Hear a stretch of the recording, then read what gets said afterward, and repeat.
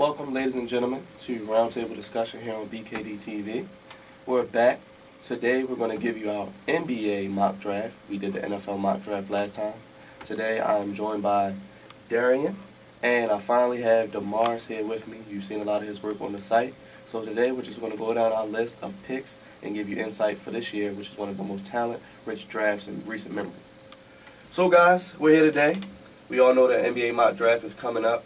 So we all know the Cavs somehow got the first pick yet again in the draft. So Demarus, what do you think the Cavs need here in this draft? You know, Byron, the Cavs look like they need an inside presence inside.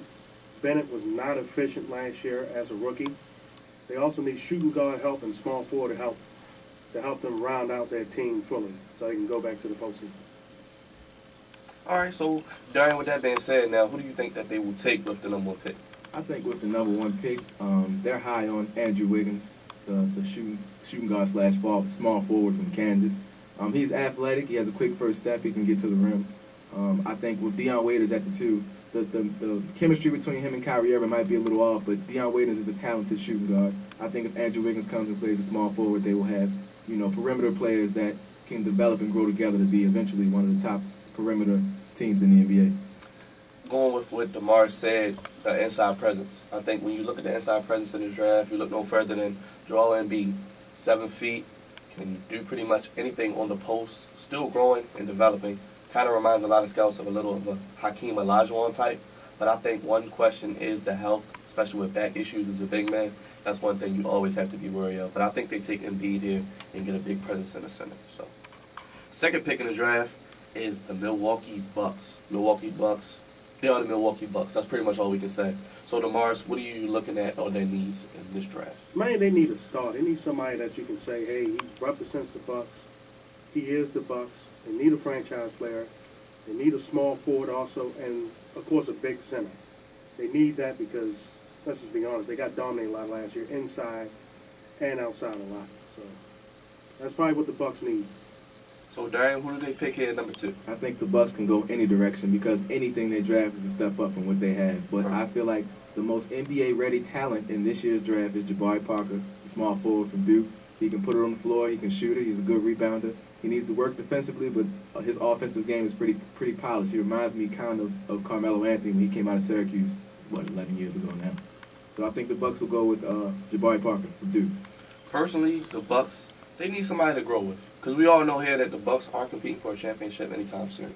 So I think when you look at that, you look no further than Andrew Wiggins. 6'8", one of the most athletic players, probably when he comes into the league, can do pretty much anything. Did have a little bit of sporadic moments, but I think eventually learn from that. And I think his upside is through the roof, probably the highest in his draft. So I think the Bucks take somebody they can grow with, put him with Brandon Knight, and hopefully they try to compete in the Eastern Conference. Third is the 76ers, a team that has a lot of picks in this draft, like some teams here. So, Demarus, who do the 76ers need, or what do they need to build on that team? Well, they got to build around Carter Williams. They're being patient, clearly. They know they're in a rebuilding mode. And picking up the gentleman from the Pelicans last year. I can't think of his name on the top of my head. But they need a legit premier scorer. That's the main thing the Sixers need, shooting guard and small forward. With the 2 picks they had in the first round, they should be able to cover getting them needs taken care of. Okay, Darrien, who did the 76ers take? I do agree they do need perimeter help, but I think right now you have to take the best player available, and that is Joel Embiid on my board. Joel Embiid will be the best player. He will hold down the middle of that defense. He's a solid center. I think his offensive game needs work because he's new, relatively speaking, to the game of basketball, coming from, Cameroon, Africa. Yeah. So he'll develop that offensive game, but he's an anchor defensively, and he should help that team improve immediately. Speaking of that, and you still do have Nerlens Noel coming back from injury, right? Who missed this year, who can help out in the middle. So think about those two next to each other. But personally, I think the 76ers, they luck up here, and Jabari Parker falls to them. We talked about it before, probably the most NBA-ready guy in this draft. Can probably come in and average 15 to 20 points a game. Probably win Rookie of the Year if he does do that. Probably. Put him with Mount Carter Williams, Noel. I think, and you said another first-round pick, Demarus, they could be deadly and possibly compete for a playoff spot next year. So it'll be interesting to see what the Sixers do. The Orlando Magic, Darrien, we all know how you liked Oladipo last year. Personally, you picked him for Rookie of the Year. Did have a good year. People didn't watch a lot of him. But Demarus, looking at the Orlando Magic in the wake of Dwight Howard leaving and a little bit of a rebuilding move, what do you think they need here? They need to pair someone with Abadipo. Maybe a two guard with him, or even a three or small forward. But let's just be honest, the Magic needs every position but the one spot. So, Darrien, who did the Magic take in? I have the Magic taking Aaron Gordon from Arizona. I think he's 6'9". He can play the 3, possibly the 4 because he's a strong rebounder. He's physical. He moves his feet very well. He's going to be a great defender from day one in the NBA. And I think his athleticism in combination with Victor Oladipo's athleticism, they're going to be a hard tandem to deal with if they do select Aaron Gordon. Looking at the Orlando Magic higher-ups, a lot of the words around the organization is they want to move Oladipo back to the 2 spot to cut down on some of the turnovers and get somebody to play off the ball with. And a guy that we've been hearing a lot about but haven't seen much of, we've called him the flavor of the month, Dante Exum. Big, strong point guard, which you need in this league. Looks like he can score, do just about anything. I think they take Exum, put him with Oladipo, and I think they build a formidable backcourt for the next couple of years in Orlando. So moving on, we have the Utah Jazz picking 5th. So guys, Demarus, who do you think the Utah Jazz need here in the draft? The Jazz needs to go back to their roots. Karl Malone and Al Jefferson was 2 great big men they had. And I think if they do that, they'll be good. They also need scoring inside and out, mainly at the 2 spot and at the 4 spot at the power forward. All right, Darrien, who do the Utah Jazz take here? I agree. They will take a power forward. I do think they have Derek Favors in Utah, but he's not really offensively polished. He's just kind of a bruiser, crash boards type. I think if they go with Noah Van Lay, the power forward from Indiana, I think he'll help with offensive scoring. They need a big man that can score, and pair him with Trey Burke, and they can grow together. They might eventually grow into something in a tough Western Conference. I do think they addressed the power forward position. They still do have Enes Kanter. Gordon Hayward's been pretty solid. And like you said, Derek Favors hasn't really become what they thought he would be coming out of Georgia Tech, but has upside. I think they take Julius Randle. I call him Zach Randolph 2.0. Probably can come in averaging close to a double-double. You know what he's going to do every time. He's a bully on the post, but he gets the job done. He's physical, he's athletic, and he's only 18 years old, so he's only going to get better. So I think they take Julius Randle here and build a formidable front line, along, like you said, with Trey Burke. So moving on to the Boston Celtics, picking 6th. How many times have you probably saw that in Celtics history? Probably not that many. So Demarus, Celtics have a good high draft pick here. What do they need to address? They need athleticism, mainly at the wing position. They also need center and power forward help. I wouldn't be surprised if they traded 2 of these picks to kind of get a a.k.a. Kevin Love, but that's what they need right now on their team. Okay, Darrien, who did the Celtics take here? He said perimeter athleticism. I think Marcus Smart is that. He's very athletic. He needs to work on his jump shot. I don't know what Rondo's future is with Boston.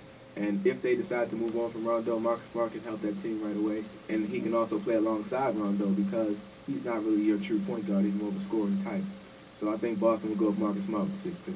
Personally, I think the Celtics, from what I understand, they like Aaron Gordon a lot. And I think that Aaron Gordon kind of reminds me of a Blake Griffin a little bit. Probably not as athletic, but does have great hustle, does have good rebounding skills. And I think, he may not be Blake Griffin athletic, but he's pretty athletic. And I think he's still young. Give him some time to develop. Put him with a Jared Sullinger or, Rondo if he's still there. Could be a formidable thing they have there in Boston with Brad Stevens as the head coach. All right, guys, the Los Angeles Lakers. We all know the Lakers had one of their worst seasons in franchise history. They're picking 7th. Demarus, what do the Lakers need here? They need everything, quite frankly. Yes, they do. To be honest with you. But the main thing they need to build on first, they need a strong, smart, physical point guard. And the good thing for the Lakers is that Smart, Randall, and Exum all share Kobe Bryant's agent. So once they get them, either one of them 3 players that they drop to them shouldn't be hard to sign. Okay, Darrien, who do the Lakers here? Well, I like his 3 names, and I'll go with Dante Exum going to the Lakers. He's a 6'6" point guard. Like you said, he can pass, he can score. He reminds me a little bit of a Gravis Vasquez with more of an upside. I think he'll help L.A. He can play alongside Kobe Bryant. I think they already have a good relationship. I think Dante Exum's been to a few Laker games last year. And I think Dante likes L.A. He's from Australia, so, if there's any city you've heard of besides New York, it is L.A. if you're not from this country. So I think he'll come in and fit right away. Personally, I think the Lakers, as Demarus said, and the West especially, you need a point guard. You look at Russell Westbrook, Steph Curry, Chris Paul, Tony Parker, even Damian Lillard. You got to have a strong physical point guard. And I think one of the guys in this draft that people overlook with the incidents he had this year, a little bit of a down year, is Marcus Smart. One thing about Marcus Smart, he's not going to be Al Wood. He's not going to be out hustled, and he's going to be one of the best competitors in the game.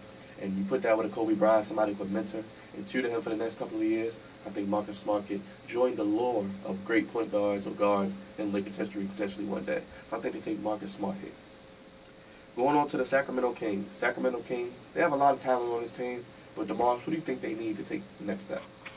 First of all, I like Isaiah Thomas, but he is very small. They do need a point guard with size. Their shooting overall as a team has to get better, and at the wing spots, shooting guard and small forward, they can get better there also.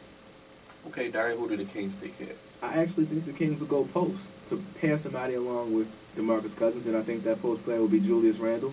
Like you said, he is a bully on the block. You can feed him the basketball. He can also work the pick and pop game, which works in Isaiah Thomas's favor. I don't think there were any shooting guards that were better than Julius Randle, but I do think their biggest need would be at like the shooting guard, small forward type position. Personally, I think the Kings do need, like you said, somebody to pair with Cousins, maybe a stretch four. And a guy who's been rising up a lot of draft boards is Noah Vonleh out of Indiana. Only a freshman, 6'10", can shoot, can score. Maybe he reminds us of a little bit of a Chris Bosh, maybe. So I think you can pair him with DeMarcus Cousins, give Isaiah Thomas some driving lanes. Still have Ben McLemore, came more strong at the end of the year. So I think the Kings take another post player here to try to do something to compete in the West. All right, number 9. The Charlotte Hornets are back, ladies and gentlemen. So Demarus, you know, Michael Jordan down there had a good year last year, made the playoffs, actually were very competitive. What do they need to get to the next level? I think the two main things they need, you've seen a lot in their series in Miami, shooting. Their shooting was very poor. They need to get a player that can come in and hit shots instantly and also build on the power forward spot also. Okay, Darrien, who do the Hornets take in their new inaugural season, I guess? As the Hornets return to Charlotte, I have them going with Doug McDermott from Creighton. He's very high on the NCAA's all-time scoring list, so clearly he can shoot it. He can space the floor. He has a nice three-point jump shot. I think you pair him with Kemba Walker and Al Jefferson down low. I think those three players, you know, with Kemba running the show and Doug McDermott creating for himself and Al Jefferson in the low post, those three can help Charlotte improve to maybe that higher in the Eastern Conference. I agree with you. I think they take McDermott here. People have a wrong scouting report about McDermott. All they think about he's just another typical shooter. Well, one thing about McDermott, he's 6'8". He's a physical guy. He can actually post you up a little bit. Kind of an offensive game similar maybe to a little bit of a Kevin Durant. So he actually can score pretty much from anywhere. And I think, like you say, you pair that with Kemba Walker, Al Jefferson down low. Hopefully he's healthy. They could have something down there in Charlotte. They already play good defense, so that'll get you a far away. Number 10, the 76ers back here again. 2 top 10 picks. Demarus, what do you think they do here with their second top 10 pick in the draft? I think they definitely address the scoring aspect. They probably, in all likelihood, get a guard here that can help all their weapons they have, Noel as well coming back, that they can shoot and set up their big men very well. Okay, Darrien, who do the 76ers take at number 10? I think they'll take Gary Harris from Tom Izzo's Michigan State Spartans. I think he's a solid shooter, good perimeter player, can create off the dribble, and I think he plays hard. And he, you know, obviously coming from Michigan State, he knows how to win, and that's what they need in Philly right now. Somebody that knows how to win. I agree with you 100%. Gary Harris is the pick here. About pedigree, he knows how to win. Play for Tom Izzo. You know, I think he knows how to build a winning culture. I think he could be a scorer, can give Michael Carter Williams a good option on the wing, can shoot, like Demarus said, can spread the floor a little bit. So I think with that, Gary Harris will be a good pick here to round out the first 10. So that is the first 10 picks. We'll be back with 11 through 20.